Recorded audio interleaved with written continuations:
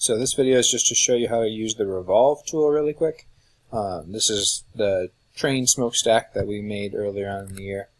As you can see, this sketch is completely constrained, and one thing I did was I went ahead and turned this line into a construction line. The way you do that is you just click on it and you can select the toggle between a solid line and a construction line. I don't think you necessarily have to do that, but that's something that you can do there. So to use the Revolve tool, I'm just going to click on the Revolve button. You'll notice it's highlighting in blue the faces and sketches regions to revolve, so you're just going to click on the thing that you want to revolve. And it looks like I probably need to go back and actually change that. So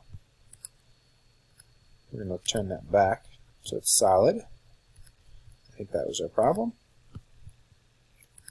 I'm going to revolve, and so now it's letting me select edges and sketch curves. I want a solid, so I select that.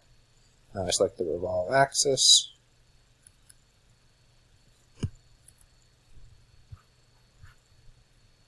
I want that. And it should let me revolve. There you go. And so I've got a smokestack for my train.